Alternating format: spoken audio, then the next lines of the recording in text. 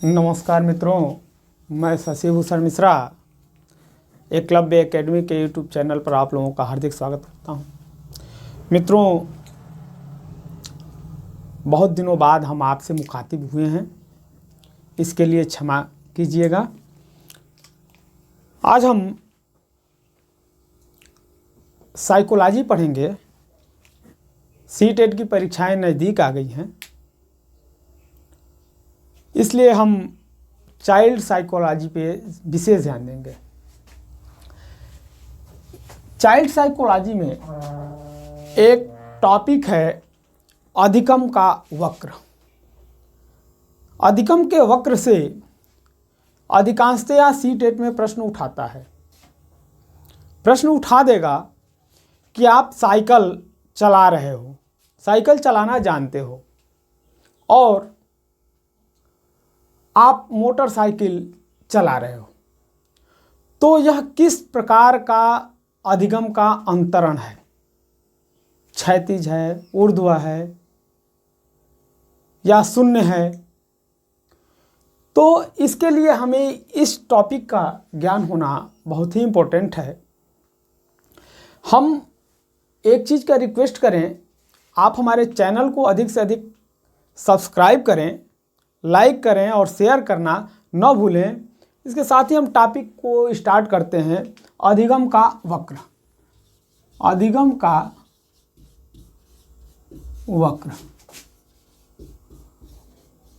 अब ध्यान रखिएगा, अधिगम का वक्र क्या चीज़ है? आपने पढ़ा होगा वक्र क्या चीज़ है। अधिगम का वक्र से आशय होता है, अधिगम के वक्र का मतलब मीन्स होता है कि जब हम अधिगम की प्रक्रिया में जब हम कुछ चीज़ सीखते हैं तो उसमें प्रगति दिखाई दे, या अथवा उस प्रगति के साथ साथ कभी कभी स्थिरता भी दिखाई देता है, तो वही अधिगम का वक्र कहलाता है। यानी इसी में अधिगम का वक्र यानी में पठार भी आता है। तो अधिगम का वक्र, आपने वक्र देखा होगा, वक्र आपका दे दिया, यानी अधिगम की प्रक्रिया में यदि प्रगति दिखाई देता है तो यह अधिगम का वक्र कहलाता है। अधिगम का वक्र जो होता है, अगर स्किनर के हिसाब से कहा जाए, स्किनर के हिसाब से, तो स्किनर ने अधिगम के वक्र में उन्नति और अवनति दोनों कहा। अधिगम के अनुसार, स्किनर के अनुसार अधिगम का वक्र जो है उन्नति और अवनति दोनों रूप में होती है। यानी वह प्रगति के भी रूप में हो सकती है और हो सकता है कुछ स्थिति ऐसी आती है जहां आप बहुत ज़्यादा पढ़ने में तेज हो रहे हो, आपके ज्ञान का नॉलेज बहुत ज़्यादा है और वहाँ जा कर के आपकी ज्ञान जो ज्ञान होता है वह वहाँ स्थिर हो जाता है और वहाँ से आप के ज्ञान भूलना प्रारंभ कर देता है। तो वह चीज़ क्या होता है कि अधिगम का, अब आप यहाँ गए, खूब पढ़ने में इतना तेज थे, आप बढ़ते गए और धीरे धीरे धीरे धीरे यहाँ से आपकी अवनति होती गई। यह स्किनर के अनुसार हो रहा है। स्किनर कह रहे हैं कि अधिगम जो है उन्नति भी होती है और अवनति भी होती है, अवनति दोनों के रूप में होती है। यह स्किनर के अनुसार होता है। स्किनर के अनुसार, स्किनर के अनुसार अधिगम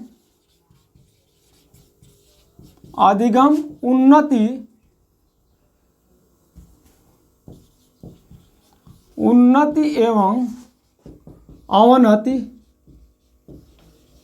दोनों रूपों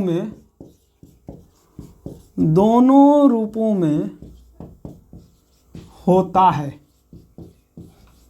ये स्किनर ने कहा। गेट्स ने कहा कि हमेशा अधिगम प्रगति को दर्शाता है। गेट्स के अनुसार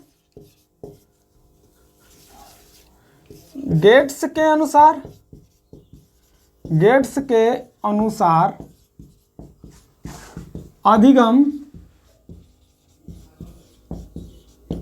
हमेशा प्रगति को दर्शाता है। अब देख लीजिए यहीं पे दोनों में विरोधाभास।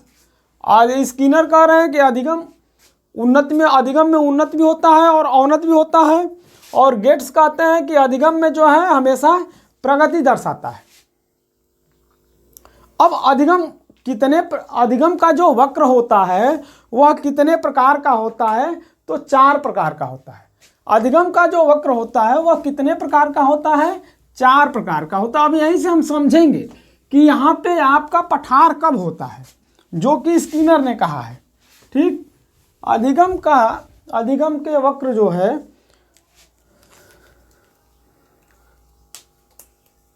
अधिगम के वक्र के प्रकार, अधिगम के वक्र के प्रकार, देखिए 4 प्रकार का होता है। हम आपको बता रहे हैं ये 4 प्रकार का होता है। पहला हुआ सरल वक्र। दूसरा आपका जो है वह है नतोदर। ठीक, एक तरीके से कहिए तो इसको धनात्मक वक्र कहते हैं, धनात्मक वक्र या नतोदर वक्र। तीसरा होता है ऋणात्मक, ठीक ना, ऋणात्मक वक्र या उन्नतोदर वक्र। चौथा आपका मिश्रित वक्र। जो चौथा है वह क्या है? यह मिश्रित वक्र। आप देख लीजिए यहाँ आपका 4 प्रकार का दे दिया। एक तो दे दिया सरल वक्र, एक दे दिया धनात्मक वक्र, एक दे दिया ऋणात्मक वक्र और एक दे दिया मिश्रित वक्र। सरल वक्र क्या है? उम्र के साथ साथ, ठीक, आपके उम्र के साथ साथ यदि अधिगम में भी बढ़ोतरी हो रही है, आप कक्षा 5 में हो तो 5 के योग्य, 6 में हो तो 6 के योग, 7 में हो तो 7 के योग्य, 8 में हो तो 8 के योग्य, 9 में हो तो 9 के योग्य, 25 वर्ष के हुए तो 25 वर्ष की उम्र के आयु के योग्य। यदि अधिगम में वृद्धि होती जा रही है, यानी कि एक तरीके से इसका आप देखिए, वह आप समझ लीजिए, ये वक्र को दर्शाता है। ये हो गया आपका आयु, ठीक, ये आयु को दर्शा दिया, और ये जो है आपका अधिगम कह रहा है यहाँ आपका 0 है। ठीक, यहाँ से उम्र के हिसाब से आपका हमेशा अधिगम क्या हो रहा है? बढ़ रहा है, यानी हमेशा 45 डिग्री का कोण बनेगा। यह जो है सरल वक्र में आता है, इसे बोलते हैं सरल वक्र।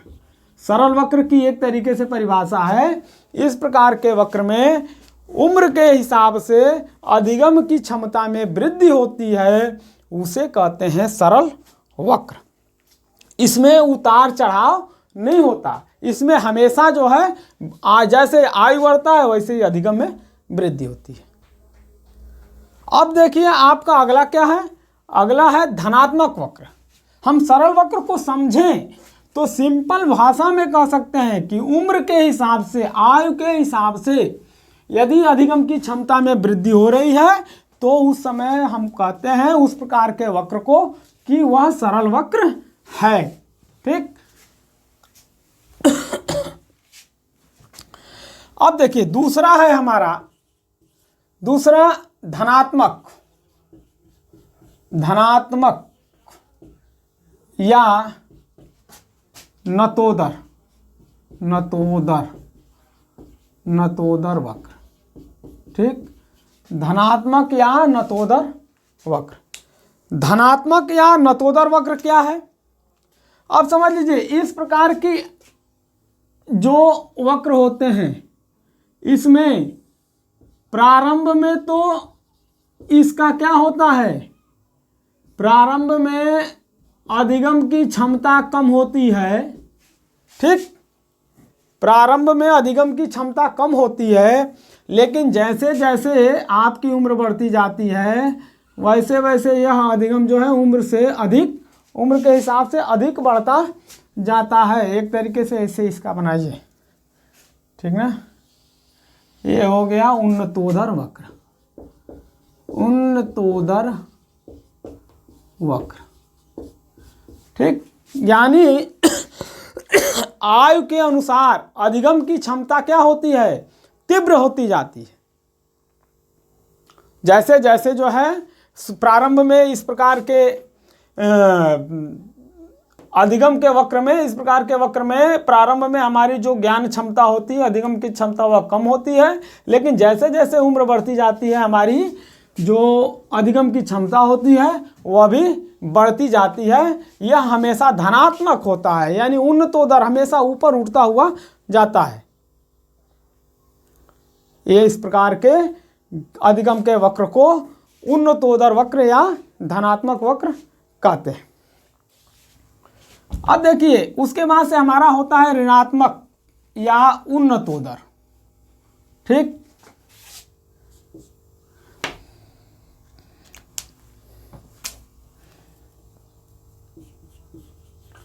ऋणात्मक, ठीक ना, या उन्नतोदर, ठीक ना, उन्नतोदर, ऋणात्मक या उन्नतोदर वक्र। अब देखिए ऋणात्मक या उन्नतोदर वक्र में एक चीज का ध्यान रखिए, पहले तो इसमें ज्ञान की क्षमता अधिक होती है, लेकिन बाद में धीमी हो जाती है। पहले क्या होता है, इसमें ज्ञान क्षमता यानी अधिगम की प्रक्रिया पहले तेज होती है, फिर बाद में एक समय ऐसा आता है कि जब वह धीरे धीरे धीरे धीरे धीमी होती जाती है। इस प्रकार के वक्र में हमारा ए हो गया आयु, ए हो गया अधिगम, इस प्रकार की हमने बताया इस प्रकार के वक्र में क्या होता है कि सबसे इस प्रारंभ में इसमें क्या होता है, ज्ञान की क्षमता अधिक होती है, लेकिन कुछ समय जाने के बाद इसमें क्या होती है, धीरे धीरे कमी होने लगती है, यानी यह नीचे आने लगता है आयु के अनुसार। इसे बोलते हैं उन्नतोदर, उन्नतोदर वक्र। अब देखिए उन्नतोदर वक्र में क्या होता है, एक समय ऐसा आता है कि जब ज्ञान की क्षमता आपकी क्या होती है, वृद्धि में कमी हो जाती है, आपकी ज्ञान क्षमता अधिगम की क्षमता में कमी होने लग रही है और वहाँ से धीरे धीरे धीरे धीरे वह नीचे जा रही है। यानी इसी को कभी कभी अधिगम का पठार भी कहते हैं, कभी कभी क्या इसी को अधिगम का पठार भी कहते हैं।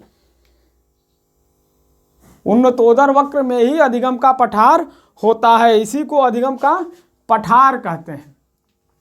ऋणात्मक या उन्नतोदर वक्र का मतलब हुआ कि प्रारंभ में आपके अधिगम की क्षमता अधिक होती है, परंतु धीरे धीरे धीरे धीरे वो आपकी जो अधिगम की क्षमता क्या होती है, कम होने लगती है। इस प्रकार के वक्र को उन्नतोदर वक्र कहते हैं। इसी को आपका अधिगम का पठार भी कहते हैं। आप समझ लीजिए, इसी को अधिगम का पठार भी कहते हैं। अब देखिए आपका धनात्मक हो गया, ऋणात्मक हो गया, अब उसके बाद से आपका मिश्रित वक्र है।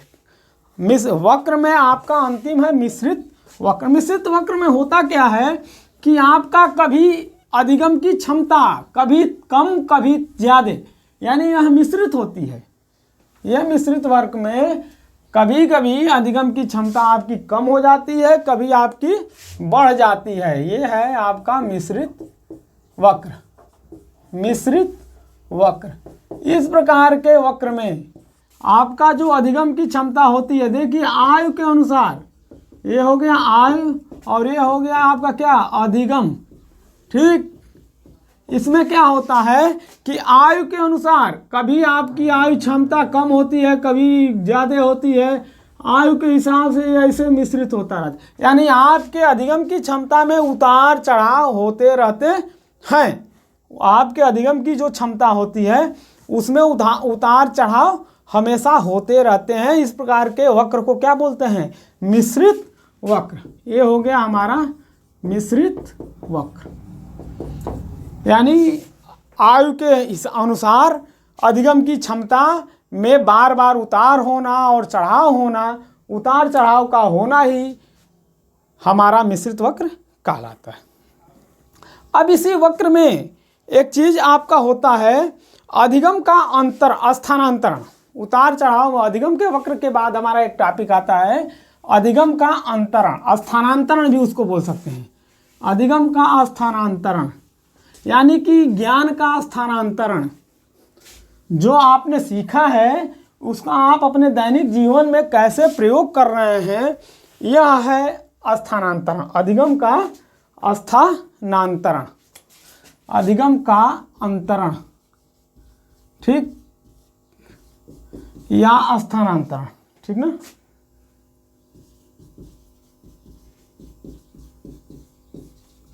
ये है आपका अधिगम का अंतरण या अधिगम का स्थानांतरण। अब समझिए अधिगम का अंतरण और अधिगम का स्थानांतरण होता क्या है। आपने कुछ सीखा, आपने कुछ सीखा, अभी सीखा, कुछ समय बाद आप कहीं जा रहे हो, कहीं जाने के बाद आप उस सीखने के अचानक आपके जीवन में आ गया कि हमको यह प्रयोग करना है। आपने जो चीज़ सीखा है पहले उसका आप कैसे प्रयोग कर रहे हो, उस परिस्थिति में आप किस तरीके से प्रयोग कर रहे हो, यही होता है अधिगम का अंतरण। आपने सीखा, साइकिल चलाना सीखा, और साइकिल चलाना तो सीखा, साइकिल पे बैठा, पैडल दोनों आप लगा रहे हो, मोटरसाइकिल आपको मिल गया। मोटरसाइकिल चलाने में आप अपने पूर्व ज्ञान यानी साइकिल चला रहे हो, इसका किस तरीके से प्रयोग कर रहे हो यह देखना है। आप मोटरसाइकिल चला रहे हो, आपको 4 व्हीलर मिल गया, मारुति मिल गई। अब आपको देखना है कि आप मारुति चला रहे हो तो मोटरसाइकिल जो सीखे हो वह मोटरसाइकिल सीखने का जो प्रयोग है, क्या हम कार चलाने में कर रहे हैं तो कुछ हमारा मोटरसाइकिल वाला चीज़ सहयोग कर रहा है कि नहीं कर रहा है। यही होता है अंतरण, यानी कि आपने मोटरसाइकिल चलाने में जो सीखा है उस चीज़ में से कुछ पार्ट आप जो है गाड़ी चलाने में यानी 4 पहिया गाड़ी चलाने में जो प्रयोग कर रहे हैं वही होता है आप अपने पूर्व के ज्ञान को सीख करके किसी उच्च ज्ञान में आपने अंतरण किया, यानी उस समय उसका प्रयोग किया। आप बचपन में बच्चा पढ़ता है क ख ग घ, क से लेकर के ज्ञ तक के चीज़ों को पढ़ लेता है।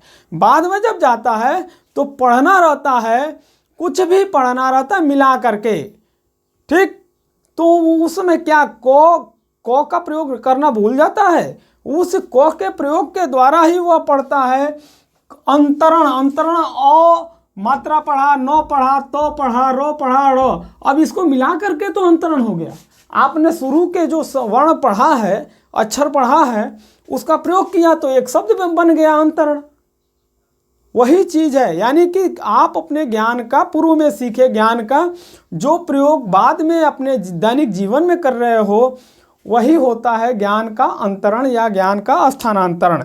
अब ज्ञान का स्थानांतरण भी हमारा 4 प्रकार का होता है, 5 प्रकार का एक तरीके से कहिए तो। एक शून्य अंतरण भी होता है, ठीक ना, शून्य अंतरण भी होता है, ठीक। एक होता है हमारा क्षैतिज अंतरण, क्षैतिज अंतरण। एक होता है ऊर्ध्व अंतरण, ये आपका पेन सही नहीं है, ठीक, ऊर्ध्व अंतरण, ठीक। क्षैतिज हो, शून्य हो गया, क्षैतिज हो गया, ऊर्ध्व हो गया, ठीक। एक हो गया ऋणात्मक,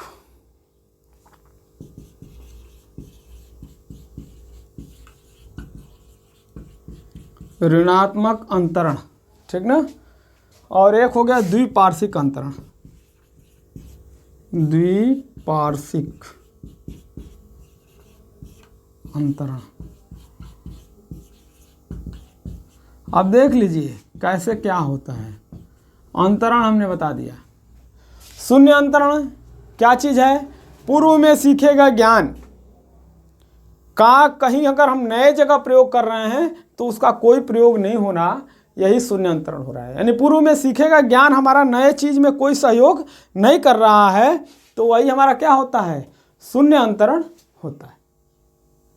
क्षैतिज अंतरण, क्षैतिज अंतरण होता है कि समान परिस्थितियों में सीखा गया ज्ञान, ठीक ना, समान परिस्थितियों में सीखा गया ज्ञान का प्रयोग समान परिस्थितियों में किया जा रहा है, तो वही क्षैतिज अंतरण होता है। जैसे अगर हम साइकिल चलाना सीखे हैं और हमको फिर दोबारा साइकिल ही मिल गया, तो वही होता है क्षैतिज अंतरण। साइकिल चलाना हमने सीख लिया है और साइकिल चला रहे हैं, तो साइकिल चलाने में ही हम तो उसको उस ज्ञान का प्रयोग कर रहे हैं, तो वही होता है क्षैतिज अंतरण। यानी कि समान परिस्थितियों में सीखे गए ज्ञान को हम समान परिस्थितियों में जब प्रयोग कर रहे हैं तो होता है वो क्षैतिज अंतरण। अब देखिए ऊर्ध्वांतरण क्या होता है?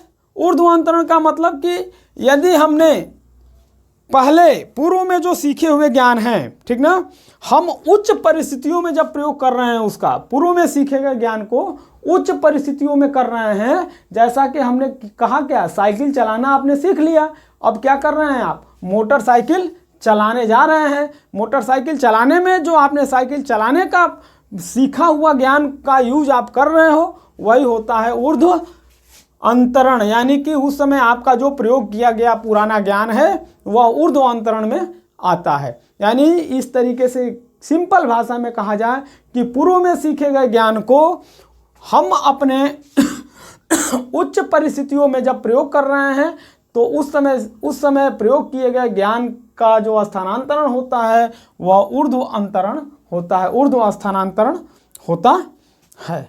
द्विपार्श्विक अंतरण, अब एक देखिए ऋणात्मक अंतरण भी है। ऋणात्मक अंतरण का मतलब कि जो पूर्व में सीखा गया ज्ञान है आप नए परिस्थिति में प्रयोग कर रहे हो, तो कुछ बाधा प्रयोग कर रहा है, बाधा उत्पन्न कर रहा है, वह बाधा उत्पन्न कर रहा है, तो वही होता है क्या आपका? ऋणात्मक अंतरण। यानी जब बाधा उत्पन्न करे तो ऋणात्मक अंतरण होता है। आपका द्विपार्श्विक, द्विपार्श्विक का मतलब होता है कि इस प्रकार जो हमारा ज्ञान का अधिगम का स्थानांतरण होता है, उसमें मानव शरीर के दोनों अंगों का जो प्रशिक्षण दिया जाता है, ठीक ना, दोनों अंगों का प्रशिक्षण दिया जाता है, तो एक अंग का प्रयोग दूसरे अंग को के समय किया जाए। जैसे मान लीजिए कि किसी ने आपको एक झापड़ लगाया, झापड़ लगाने का प्रयोग किया, आप एक हाथ से रोकने का प्रयास कर रहे हो, नहीं रुका, आप क्या कर रहे हो? दूसरे हाथ भी प्रयोग कर रहे हो, तो द्विपार्श्विक हो गया। यानी एक साथ में आप दोनों अंगों का प्रयोग कर रहे हो। आप कोई चीज़ चला रहे हो, जैसे हवाई जहाज आदमी पायलट चला रहा है तो आँख और कान दोनों का प्रयोग करता है। मोटरसाइकिल चला रहा है, दोनों चीज़ों का प्रयोग कर रहा है, हाथ का भी कर रहा है, पैर का भी कर रहा है। यानी कि उस परिस्थिति में एक साथ जब दो अंगों का यूज कर रहा है, तो एक ज्ञान को यूज करने के लिए दोनों शरीर के कई अंगों का प्रयोग किया जाए, वह होता है द्विपार्श्विक अंतरण। अब हमने आपको अभी बताया अधिगम के वक्र में एक टॉपिक बताया, यह हमारा रहा अधिगम का अंतरण। अधिगम का अंतरण बहुत इंपॉर्टेंट है, आप इस चीज़ को समझ लीजिएगा। तो अब अधिगम के अंतरण में एक आता है हमारा अधिगम का पठार, जिसमें हमने आपको अधिगम के वक्र में बताया था कि जो उन्नतोदर वक्र होता है वह उसको बोलते हैं क्या? अधिगम का पठार। अधिगम का जो पठार होता है, हम उस चीज़ को समझ लें तब चीज़ें हम आगे बढ़ेंगे, क्योंकि अधिगम का पठार बहुत ही इम्पोर्टेंट है। अधिगम का वक्र का जो टॉपिक है वह भी हमारा बहुत ही इम्पोर्टेंट है।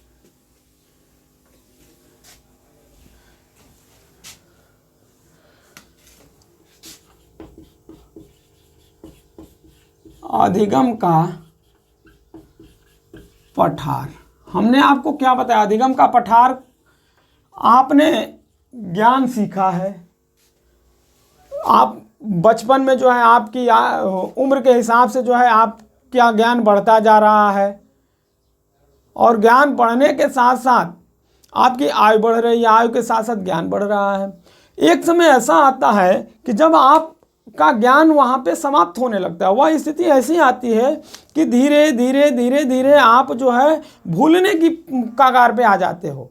यानी कुछ भी नया सीखते हो तो आप सीखने की स्थिति में नहीं रहते। वही होता है अधिगम का पठार, यानी आपकी ज्ञान क्षमता आपकी उम्र के हिसाब से धीरे धीरे कम होने लगता है। वही होता है अधिगम का पठार। या एक दूसरे शब्दों में कहा जाए कि सीखने की क्रिया में अधिगम प्रक्रिया के जो दौरान होता है तो उसमें कोई कठिनाई महसूस किया जा रहा है, ठीक, या कोई बाधा उत्पन्न कर रहा है, तो उसी को बोलते हैं अधिगम का पठार। स्किनर ने इसकी परिभाषा बहुत सिंपल तरीके से कहा है। स्किनर के परिभाषा को आप समझ लीजिएगा कि स्किनर ने कहा है कि जिसमें सीखने की क्रिया में कोई उन्नति नहीं होती। स्किनर ने सीधे सीधे बोला है कि सीखने की प्रक्रिया में इसमें उन्नति नहीं होती। स्किनर के द्वारा आप लिख सकते हैं, स्किनर के अनुसार अधिगम के पठार में सीखने की प्रक्रिया में कोई उन्नति नहीं होती है। ये होता है स्किनर के अनुसार। लेकिन सोरेंस ने कहा कि अधिगम का जो पठार होता है, सोरेंस के अनुसार, ये बहुत इंपॉर्टेंट है, सोरेंस के अनुसार अधिगम कभी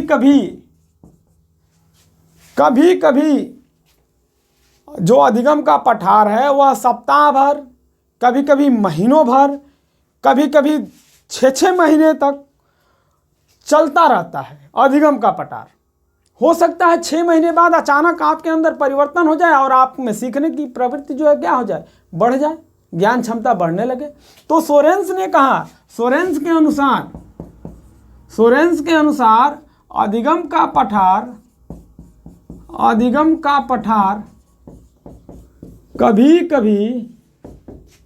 कभी कभी सप्ताह भर, कभी कभी महीने भर तथा कभी कभी 6 महीना, 6 माह तक चलता रहता है। ठीक, ये प्रश्न आता है, चलता रहता है, किसने कहा है? अधिगम का पठार कभी कभी सप्ताह भर, कभी कभी महीने भर, कभी कभी 6 महीने तक चलता रहता है। तो सोरेंस उसमें विकल्प में दिया रहेगा, तो सोरेंस को आप टिक लगा लीजिएगा। अब देखिए, जो अधिगम का पठार है इसके क्या क्या कारण है। ये तो हमारा अधिगम का पठार रहा कि अधिगम का पठार होता क्या चीज़ है और किसके अनुसार क्या रहा अधिगम का पठार। अब यह अधिगम का पठार होता क्या है।